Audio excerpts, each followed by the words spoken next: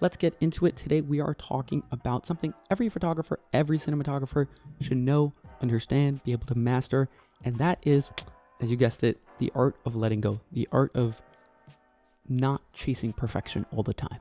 So let's get into it. Perfection isn't the goal. It's really about the rawness, the authentic moments, embracing the beauty of imperfection. Okay, so we've all been there. We've all done this. You go out, you shoot, you take some photos, you shoot a wedding, you shoot an engagement session, whatever it is. You get back to your desk, you're all excited. You're like, yo, these images are banger. And the obsession of the details and the chase for perfection starts to set in. We've all been there. We've all been in the editing state of like, oh my God, the little speck of dust on the bride's dress. Oh my God, I have to clone that out. Or how many photos should we send to the client? You send perhaps when it comes time to pricing something, you feel like an imposter. I know myself, that always gets me like, oh my God, what if I quote too high? What if I quote too low? You know, we're always chasing perfection. So how do we deal with that? What do we do? So obviously we all want perfection, and I don't think necessarily that that's a bad thing to chase, but understand that the chase is just that. It's a chase. And the truth of the matter is that perfection is an illusion, and most of the time we will never arrive at perfection. But that's also okay.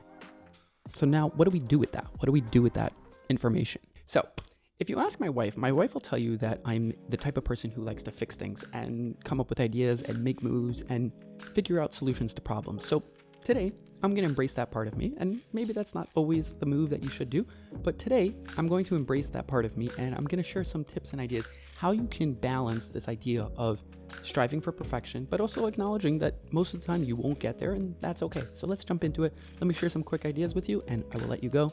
You can get back to the scrolling. So the first thing I think that most people should do, and it's a very simple, very easy idea, set yourself a deadline. Set yourself a deadline for it. So for example, right now I'm shooting this YouTube video. Today's Sunday, and most likely I'm going to upload it on Tuesday. So that is my deadline, right? Tuesday's my deadline. So I'm gonna shoot today. I'm gonna finish recording this. Tomorrow I'm gonna edit all the footage. I went out, I shot some B-roll for the thing, as you're probably seeing.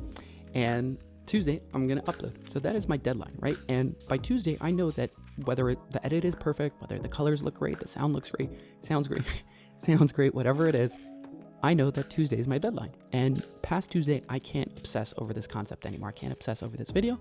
Tuesday, I'm done, finished. So set yourself a deadline, make sure you stick to it. And when the deadline comes, that's it. It's time to move on. Okay, moving on to tip number 2, you guys. Let's break it down. So tip number 2, when it comes to building and finishing a project, a lot of the times we question whether the thing is perfect. We question whether the colors look good. We question whether the story is good. The sounds good, whatever it may be. Trust your gut. It's simple as that. Trust your gut. If you feel that the project looks good and it sounds good and all of the aspects of it, just trust your gut. Don't sit there, oh, I don't know, maybe. Just be like, hey, I think it looks good. It looks good. And that's the beauty of it. When you trust your gut, you'll start to allow yourself to trust yourself. And also, even if you trust yourself and then you go and watch it at a later time, or you look at the photos at a later time, you'll realize, hey, actually I made a mistake. The pacing was off. The audio sounds weird. The colors look whack, whatever it is. But you'll trust yourself. You'll make a mistake, and then you'll have a learning experience. And isn't that what we're all about? Just learning experiences and getting better slowly over time? Okay, so I actually have a little story for you guys. If you scroll up on my YouTube channel, you'll see that I posted a YouTube short a little while ago. Originally, that was supposed to actually be a long form video. I had recorded the audio out in public on a little DJI mic. It was a very public, loud place, and the mic picked up a lot of external audio that I didn't want in there, and the audio wasn't usable. Now, I could have come home and, re-recorded the audio right here in the studio, or I decided, hey, you know what? Part of this audio is still good. Some of the clip is still good. I'm just going to use it as a YouTube short. And that's kind of the idea of number 3, you guys.